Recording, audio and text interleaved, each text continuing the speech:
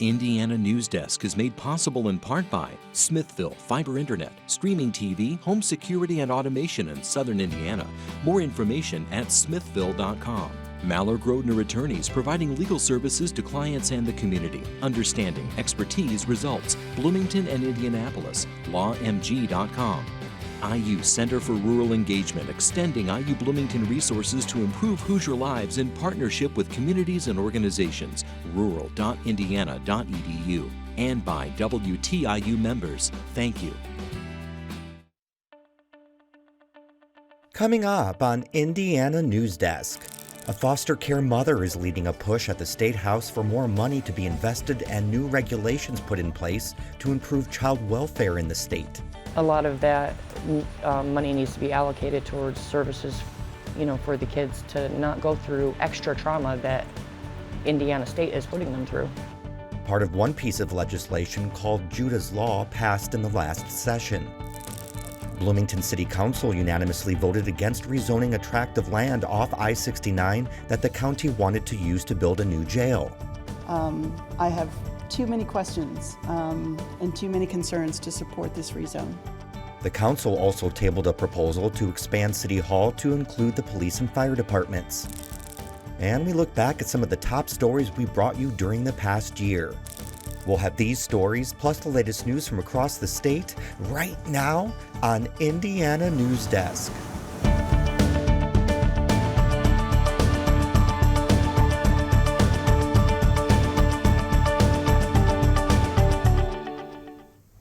Welcome to Indiana Newsdesk. I'm Joe Wren. Well, winter officially began Wednesday, and Mother Nature drove the point home with the first major winter storm of the season. Snow and wind chill temperatures well below zero have blanketed the Midwest, and while Bloomington didn't see the expected amount of snow, residents woke up to air temperatures of -9, wind chill temperatures near -30, making prolonged outside exposure dangerous. Now, the county has opened warming centers through Monday from 8 a.m. to 6 p.m. at Bloomington Fire Headquarters, Bloomington Fire Station 2, the Ellettsville Fire Station, and Monroe Fire Protection District. The low barrier Wheeler Mission had around 90 beds available for men and 40 open for women in its emergency shelter as of Thursday. The low barrier aspect of what we do is very important. We do not want a barrier of any way preventing a person from getting shelter from the cold and potential death. Now, Wheeler also has a day room warming shelter 7 days a week from 6 a.m. to 6 p.m. Now, if you must travel this holiday weekend, the Indiana Department of Transportation advises you to check out the road conditions before you head out. They say due to the combination of rain, snow, and high winds, keeping roadways clear will be challenging. We're encouraging people to pack an emergency kit just in case an incident would occur that they would become stranded. So pack things like extra blankets, extra clothes, snacks, water, phone charger, things like that, just so you can be prepared. Now, on the INDOT's TrafficWise app, you can view reports of traffic incidents, winter road conditions, and find live traffic cameras. Doctors are sounding the alarm on spread of flu and strep throat. They say it's not unusual to see families for back-to-back illnesses this season, with kids being more vulnerable to illness coming out of a pandemic when there was much less socialization.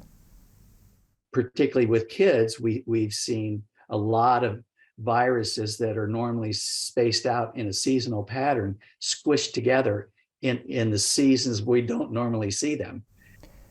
Laughlin says that's what's happened with RSV this year, which started to spread in May. Usually the virus doesn't appear until around now and slows around April. He says we're seeing a sharp uptick in the number of flu cases, as well as strep, which has risen back to pre-pandemic levels. The compounding factor with strep this year, which has been a problem, is there's a shortage of antibiotics that we commonly treat strep throat with, particularly amoxicillin in young kids. He says they have alternative antibiotics, but try to treat illnesses with antibiotics as a last resort. Well, last year, Jenna Hollett and her partner received heartbreaking news. Judah Morgan, the 4-year-old they fostered for 3.5 years, was killed by his parents just months after being returned to their care. Hollett held a vigil for Judah in October, and she's advocating for child welfare and system change at the State House. Benta Boutier reports. You guys have a candle? Gina Hollett organized the vigil in LaPorte, joined by family, fellow foster parents, and child advocates to remember Judah.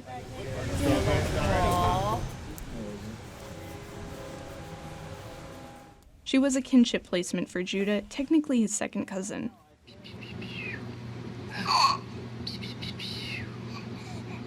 Are you funny?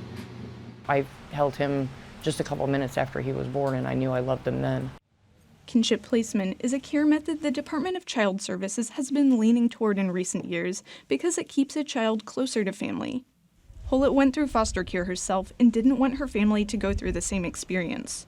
I wanted to help, and I didn't think that Judah, being a family member, should be out of the family. I thought that he would adjust better with family, and I knew that as a mom of 3 children that I could supply him with that love and with the affection that he would need. Kinship caretakers like Hollett often aren't licensed foster parents. It means she had less control in Judah's case and didn't receive a stipend from the state when he was in her care. She took him often to the local park and misses having him with her. She wishes more weight had been given to their time together. This is where he would play all the time. And then down by the river, we took him fishing there, and he liked looking at the little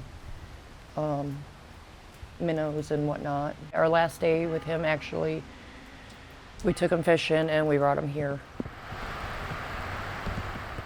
One of the things she advocated for is called Judah's Law.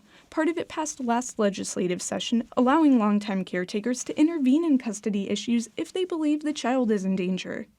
Senator Mike Bohacek, who sponsored the bill, says the next part will give the law more teeth. It will help income-restricted kinship placements afford legal representation. That part of the bill did not make it through because it was not a budget year. This year's a budget year, so we will be filing that part of the bill this year. Hollett doesn't want to stop there. She and other advocates are gearing up for an important legislative session. She has a list of ideas, including ways the state could spend money they dedicated to vulnerable children and mothers during the special session this summer. Along with Senate Bill 1 that restricted abortion, Senate Bill 2 passed during the summer to dedicate $45 million to the Families First Fund, created to support pregnancy and families. Senate Bill 2 should be more directed to support for foster and adoptive care, as well as services for the children. So I think a lot of that money needs to be allocated towards services, for the kids to not go through extra trauma that Indiana State is putting them through. A lot of the money has already been allocated to things like supporting health of pregnant mothers and funding for safe haven baby boxes. Braylon Yerington also wants to see increased pay for DCS workers, which she hopes will improve oversight and prevent children from lingering in the system longer than necessary. I, again, talked to a lot of employees of DCS and former employees of DCS, and the low pay is constantly brought up, and I do think it's contributing to turnover. And that would include attorneys for DCS and caseworkers, anyone really who works for DCS. DCS had nearly 2,000 staff carrying caseloads of families and children in 2021, and 18,533 open cases by the end of the fiscal year. The DCS annual staffing report said it needed 92 more case managers to meet the agency's own guidelines. Only 9 out of the state's 19 regions met the staffing caseload standards. Yerington also wants easier access to mental health services. Advocates also want funding for legal representation for children in need of services. Bohacek says family situations are often complex and take time to work through.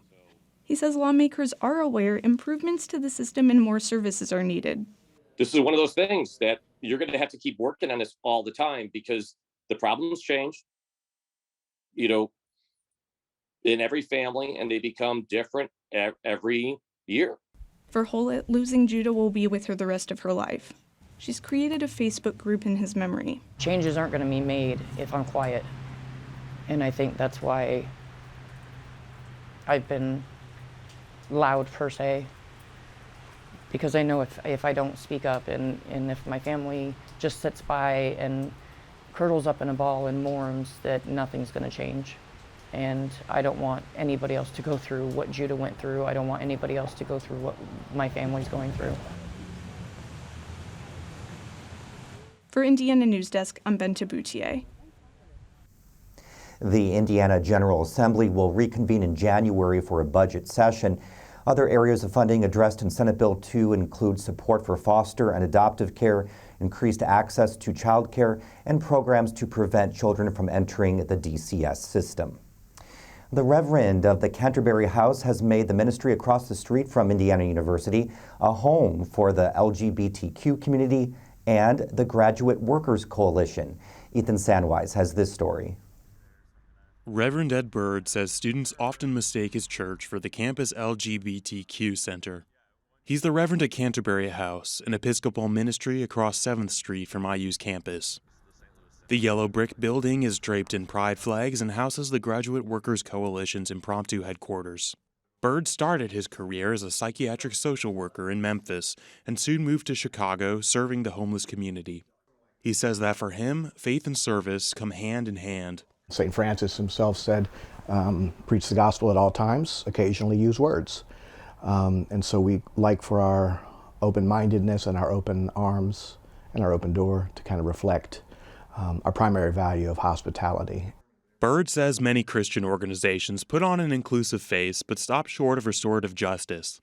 He wants to address the church's complicated legacy to make Canterbury House a more inclusive place. I'm willing to bet that 95% of the harm caused to people who identify as queer or LGBT QIA are, most of those wounds, 95% of them, I'm speculating, come from the church. Aside from worshipers, Canterbury House is often filled with PhD students belonging to the union. When the Graduate Workers Coalition was looking for a place to operate in the spring, Bird made his ministry available. They had contacted Trinity Church to see if they could use space there. They said, that sounds like something you might call Canterbury about.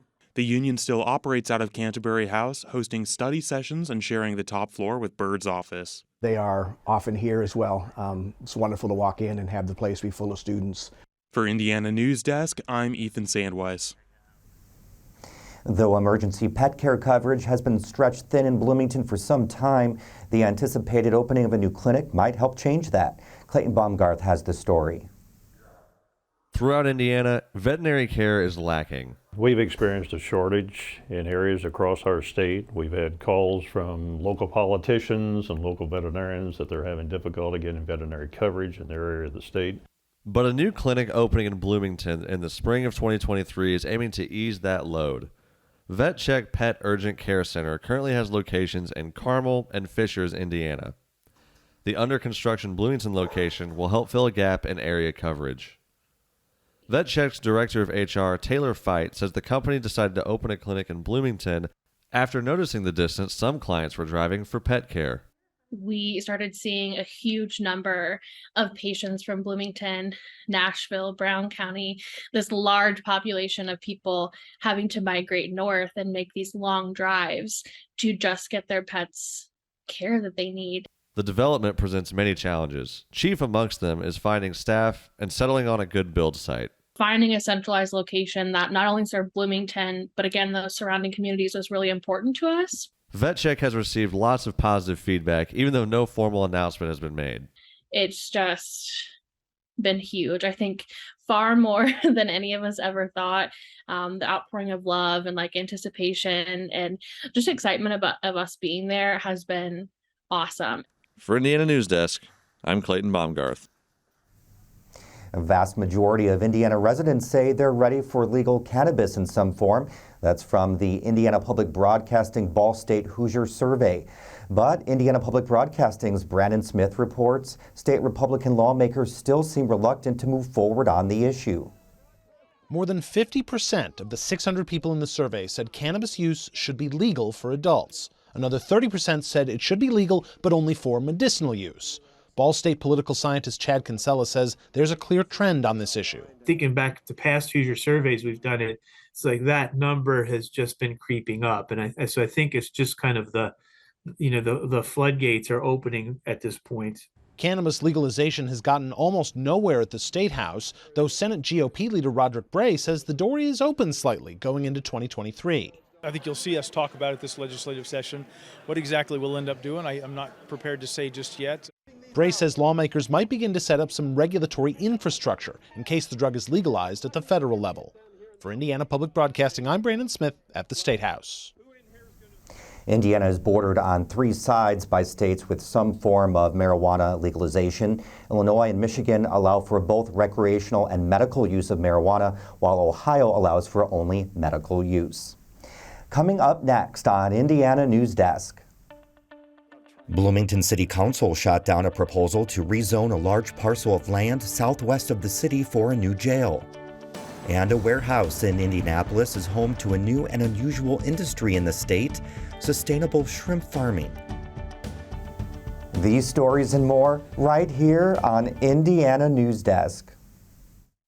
Public television's mission is to create a more informed and engaged public with inspiring programs, compelling stories, and trustworthy news. And we can't do it without a team of professional journalists, media specialists, engineers, and administrators making it happen both on the air and behind the scenes. Want to work for WTIU? Find the latest job postings on our website. Details at WTIU.org/jobs.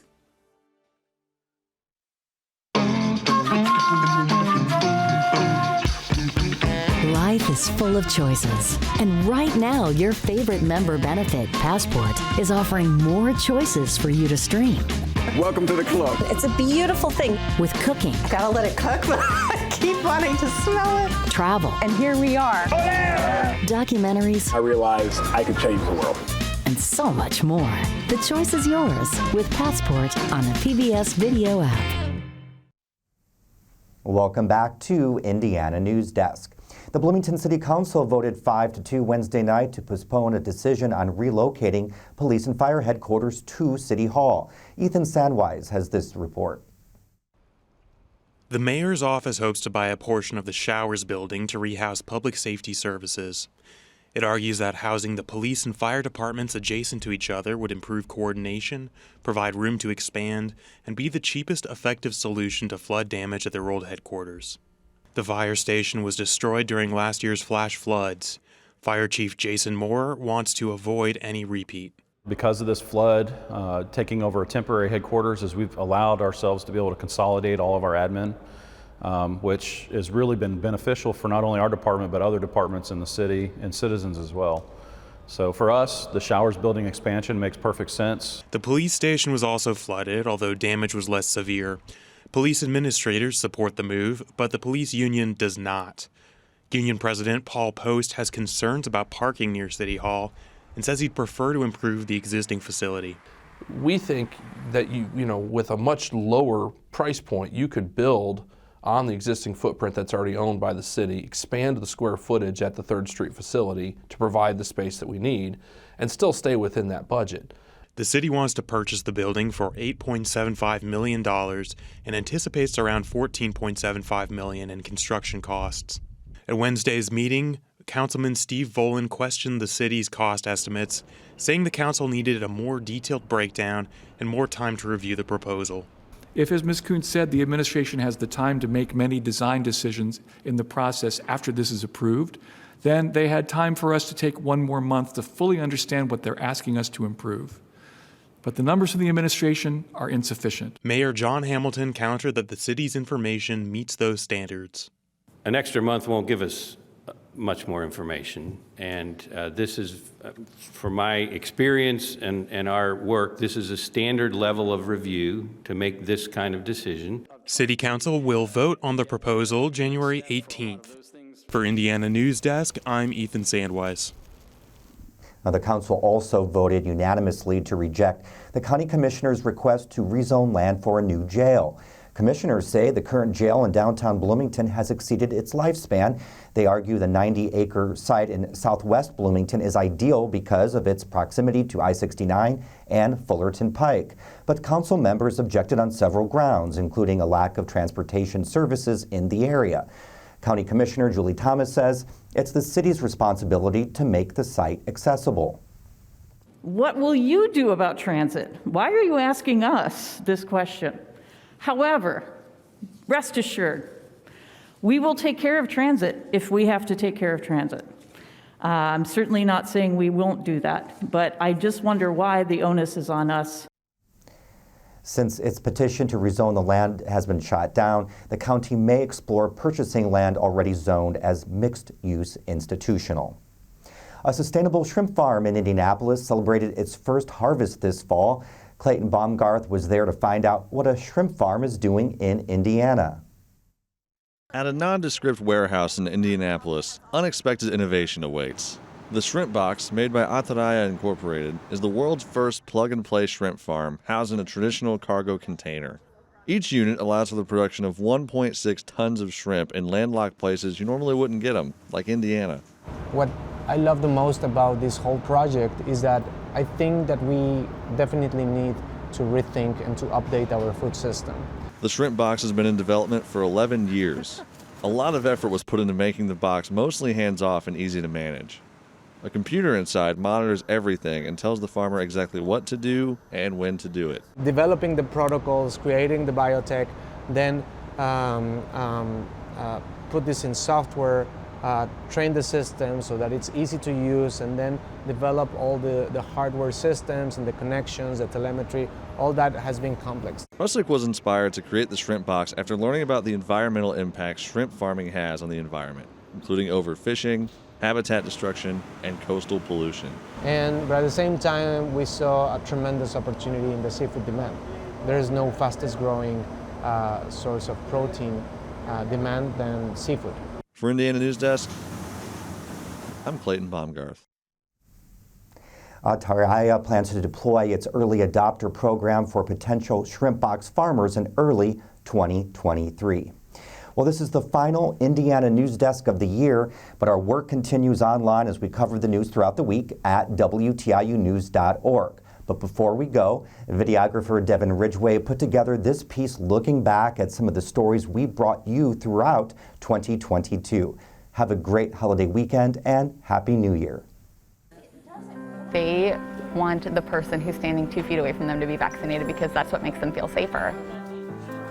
If you're calling in the National Guard, I feel like we need to have the message, it is all hands on deck right now. So I think there's lots of reasons to be optimistic about begin moving back towards a quote unquote normal routine. Let's go, let's rebuild this, let's get it great again, because nursing is such a great profession and it's always going to be needed.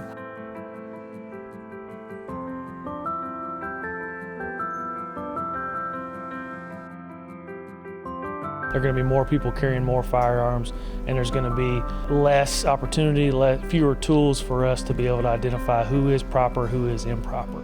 Are you telling me law enforcement doesn't have the capacity to figure out whether that person is prohibited from possessing a firearm? Of course they are.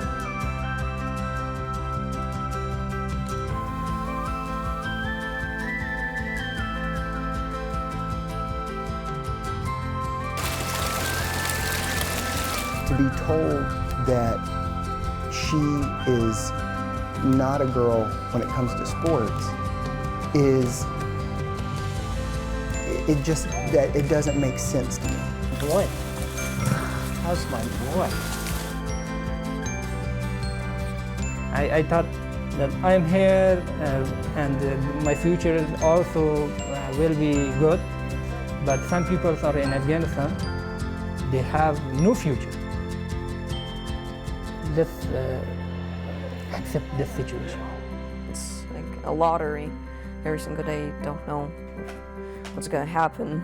I feel very worried for him, and I hope we do meet again.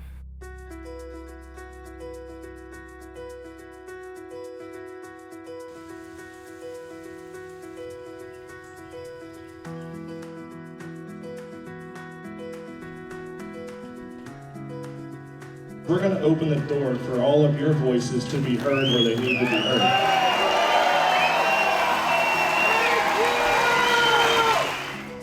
What kind of power? Union power! They won't stop at road!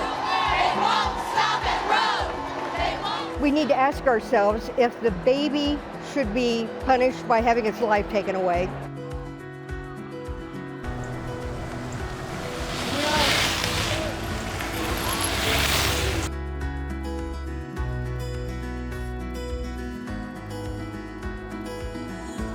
She said there's no greater gift you can give them at the end of your life except to show them how to die well, and that's my goal. It would cost me about $65, maybe $70 to fill up my van. Now we're at $120 to fill it up, so almost double. I knew financially I couldn't. I would either have to choose to pay my bills or pay my rent or keep myself alive for another month. Now, less than a week, just close to 22 million people have already given us information to consider this life-changing relief. I think she's done a very good job. She's done what the trustees expected her to do. Well, I'm so excited about where Bloomington is. We've raised the bar. We're ready to move forward well into the future. My hope is that it continues to just grow by leaps and bounds. I think for me, more than anything, looking at the legacy that's already here and wanting to say that I've been able to help continue, it's important to me.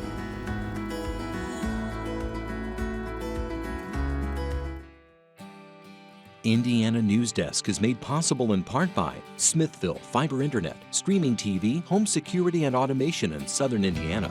More information at smithville.com. Maller Grodner Attorneys, providing legal services to clients and the community. Understanding, expertise, results. Bloomington and Indianapolis. lawmg.com. IU Center for Rural Engagement, extending IU Bloomington resources to improve Hoosier lives in partnership with communities and organizations. rural.indiana.edu. And by WTIU members. Thank you.